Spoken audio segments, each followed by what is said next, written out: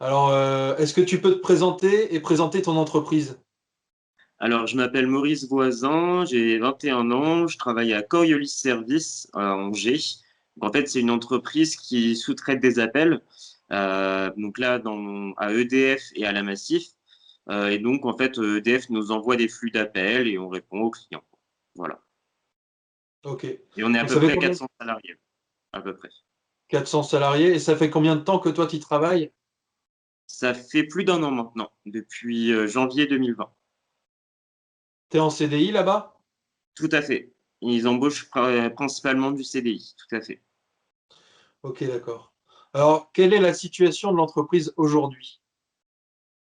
Alors, la situation aujourd'hui, donc au-delà de la situation déjà de l'entreprise qui a déjà des voilà, c'est un centre d'appel, donc il y a un très gros taux de turnover, plus élevé d'ailleurs que dans la plupart des centres d'appel, avec en 2 ans et demi 1200 personnes qui sont passées dans cette entreprise pour 300 salariés, c'est les chiffres du mois de janvier. Maintenant, on est à 400 salariés, donc ce qui fait un assez gros turnover. Et là, on est dans une situation qui est encore plus que particulière, qui n'est même pas problématique que sur les conditions de travail en propre, mais de plus en plus sur les conditions sanitaires, parce qu'on est en situation de cluster actuellement dans l'entreprise. Ok. Voilà. Alors, depuis le Covid, quelles mesures ont été prises pour protéger les salariés et quelles mesures n'ont pas été prises? Alors, dès le départ, ce qu'il faut prendre en compte, c'est que le télétravail à Coriolis a commencé à se mettre en place que sur la fin du premier confinement. Donc déjà, dans un premier temps, on voit que dès le départ, les mesures n'avaient pas forcément été prises. Par contre, dans un autre cas, à ce moment-là, par contre, tout ce qui était nettoyage, etc., tout était bien effectué. Là où maintenant, en fait, il y a des problèmes donc, de distanciation sociale, de jauge dans les salles, par exemple, les jauges qui sont affichées ne sont pas les bonnes ou autres, des problèmes de ce type-là. Parce que sinon, le matériel nous est bien distribué. Là-dessus, on n'a pas forcément de soucis. Mais oui, c'est plutôt un problème de cet ordre-là. Sauf que le réel problème, c'est qu'à un moment donné, il y a eu des cas de Covid dans l'entreprise. Donc, on a dépassé le nombre de 3 cas de Covid en moins d'une semaine, en moins de 7 jours, ce qui correspond à un cluster. Et c'est à ce moment-là où l'entreprise a réellement pas pris ses responsabilités et où, en effet, de ce qu'on voit, bah voilà, ce qui en sort, c'est qu'elle aurait dû faire, par exemple, une désinfection totale, du nettoyage, veiller à la distanciation, etc.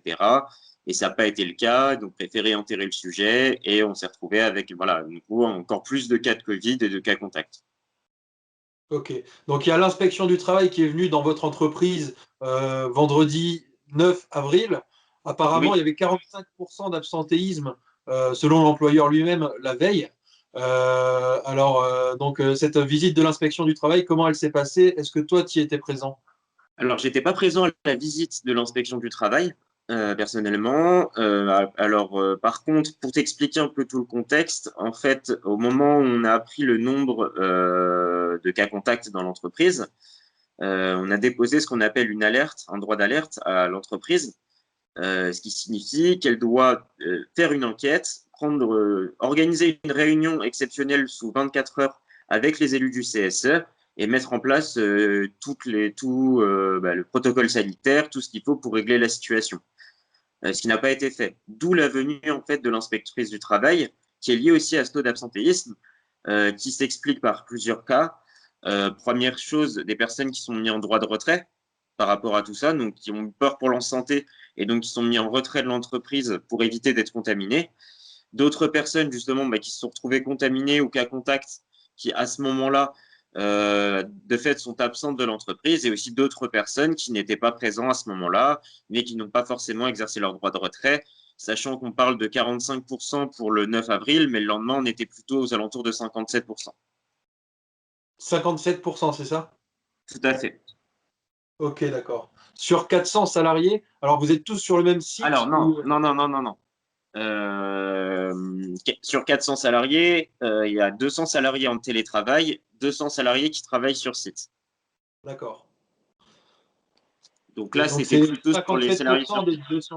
des 200 salariés C'est ça. qui étaient absents pour diverses raisons, mais notamment parce que il y avait selon l'inspection du travail qui a rendu un rapport accablant, il pourrait y avoir mise en danger de la vie d'autrui, une Oui, accusation qui est contestée par l'employeur. Qu'est-ce que oui. tu en penses, toi? Mais pour moi, c'est clairement en fait une mise en danger sur une raison simple. L'employeur avait connaissance du nombre de cas Covid. L'employeur avait connaissance du nombre de cas contacts, avait connaissance de l'alerte et du nombre de mails qui a été échangé avec l'inspection du travail, qui d'ailleurs nous a dit arrêtez de nous mettre en copie à chaque fois que vous envoyez un mail à votre employeur, parce qu'ils en ont reçu 42 sur une semaine. C'est vrai qu'on a peut-être un peu forcé sur le coup, mais voilà, ils ont eu toutes les informations dans les temps. Même avant cela, donc en fait, l'entreprise, depuis le mois de janvier, a recruté 100 salariés. 100 salariés qui, du coup, sont passés par la formation, l'apprentissage de leur métier. Et donc, eux étaient obligatoirement présents sur site. Et donc, on les avait prévenus. Les plateaux, ils ne sont pas extensibles. On est en pleine crise Covid. Si vous voulez recruter, voilà, il faut soit récupérer de nouveaux locaux, enfin, trouver des solutions. Ils ne nous ont pas écoutés depuis le mois de janvier. Donc oui, c'est une mise en danger parce qu'ils avaient toutes les informations nécessaires. Voilà. Alors, dans le rapport de l'inspection dont on a eu certaines informations qui sont sorties, il y a notamment le fait que ceux qui sont en formation, ils sont dans une salle où ils ne peuvent pas respecter le 1 mètre de distanciation sociale. Est-ce que tu confirmes ça? Alors c'est plus complexe, enfin c'est globalement ça, mais pour t'expliquer, ce problème-là a été réglé, mais c'était une question de jauge en fait.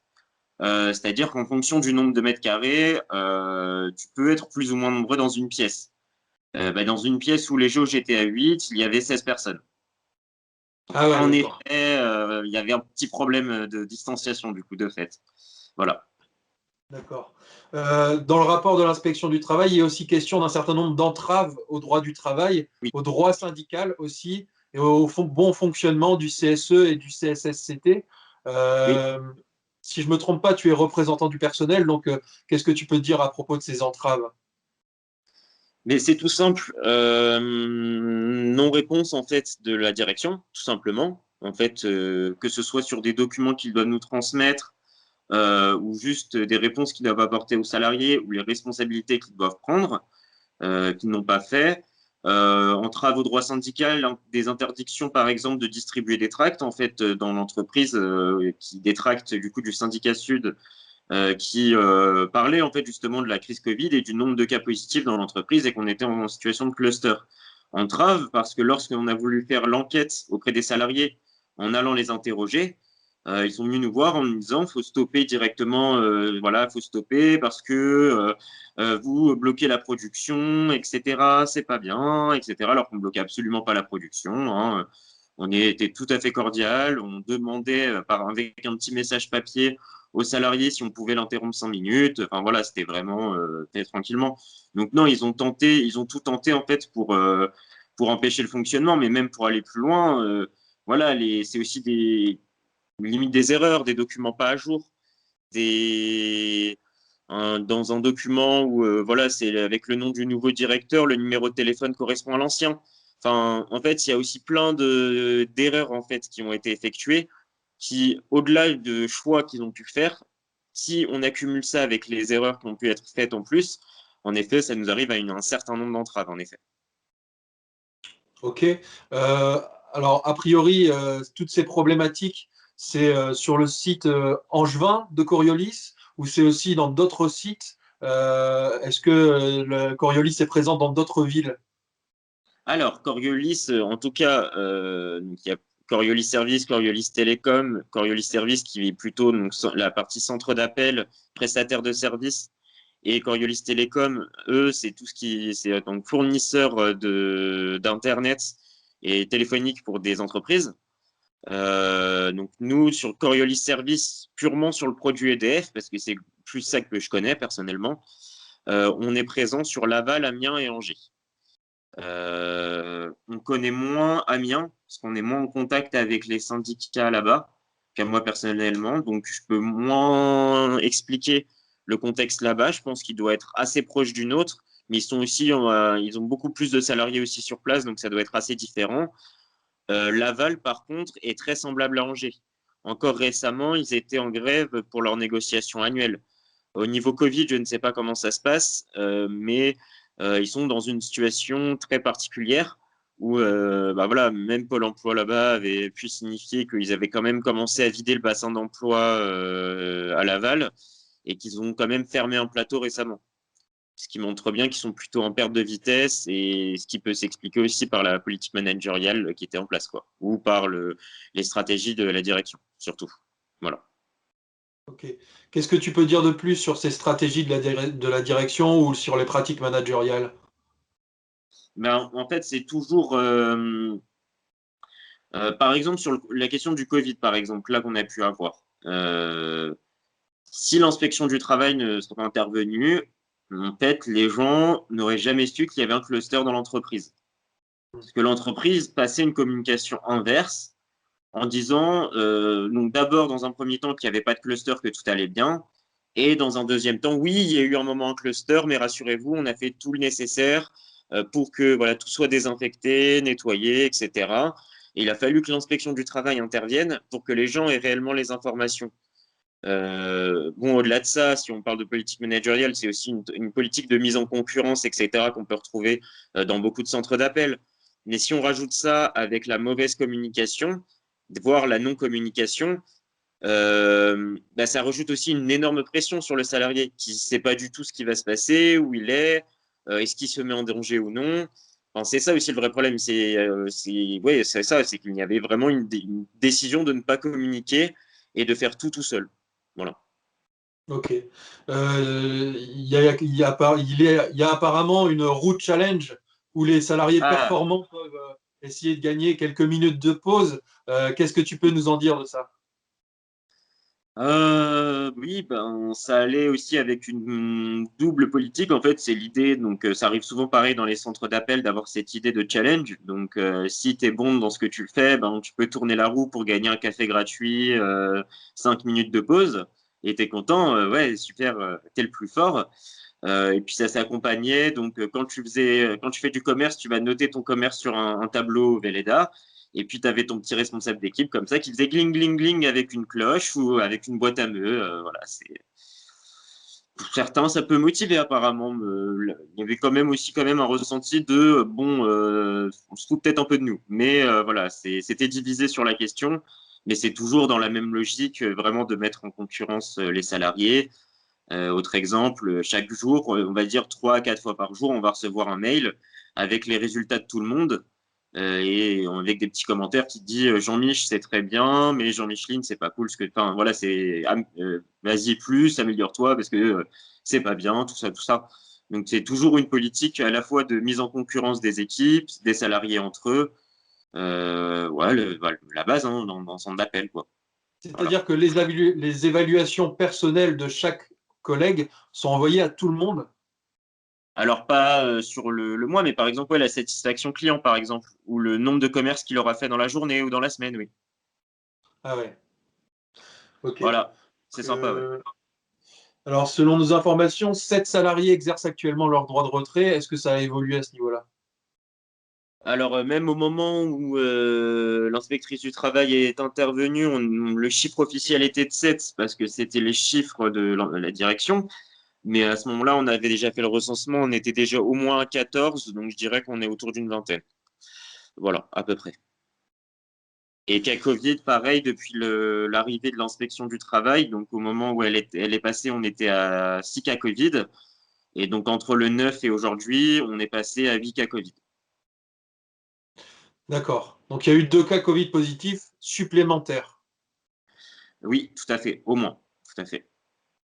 Et dans vos pratiques de travail, dans la vie dans l'entreprise, est-ce que toi, tu crains personnellement, je ne sais pas si tu as fait un test PCR par exemple, mais est-ce que tu crains d'être contaminé? Est-ce que des collègues à toi craignent d'être contaminés?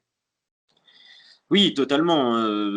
Ben, en fait, c'est à la fois une peur d'être contaminé et c'est surtout comme la direction fait tout en disant non, tout va bien, sauf que ben, l'inspection passe, il continue à dire tout va bien. Il y a des articles qui sortent, il commence à dire tout va bien. Ben non, en fait, à la fois les personnes non se sentent pas forcément du tout en sécurité, Mais à la fois, la question est que comme il y a une mauvaise communication, ça rassure encore moins les gens. Donc les gens se sentent encore plus en danger. Voilà. Donc non, les gens, oui, sont plutôt soit. C'est pour ça qu'il y a eu beaucoup de droits de retrait. Il y a aussi malheureusement beaucoup de personnes parce que l'entreprise a signifié qu'elle ne paierait pas les droits de retrait, alors que c'est une des préconisations de l'inspection du travail. Elle a signifié qu'elle ne le ferait pas. Donc, beaucoup de salariés sont aussi, ben non, moi, je vais pas me mettre dans le retrait parce que sinon, je peux perdre un bout de mon salaire. C'est compliqué. Je préfère venir sur site quitte à me contaminer. C'est aussi ça la logique, hein. On est des salariés qui sont payés au SMIC. Euh, les primes sont pas forcément très élevées dans notre boîte, donc au SMIC avec des primes pas élevées, ben, dans ce cas-là, même si des fois tu es malade ou tu te sens pas bien, ben, tu peux prendre le risque de venir travailler en te disant bah tant pis, je prends le risque, mais au moins je vais avoir mon salaire à la fin du mois, quoi. C'est aussi la logique, hein, malheureusement. Alors, il est aussi question de salariés qui ont des enfants en bas âge chez eux et Oui. qui ont dû venir travailler sur place dans l'entreprise. Tu confirmes ce phénomène-là? Ah, bien sûr, bien sûr, bien sûr. Il leur a été refusé. En fait, il a été refusé dans un premier temps au maximum de monde d'envoyer les gens en fait d'envoyer les salariés en mi-temps thérapeutique, pardon, désolé. C'est le matin. Mais non, voilà, ils ont refusé en effet à partir en chômage partiel. Ensuite, ils sont partis sur. Alors, ceux qui ont des enfants de moins de 6 ans, ils peuvent. Mais si vous avez des enfants de plus de 6 ans, vous pouvez pas.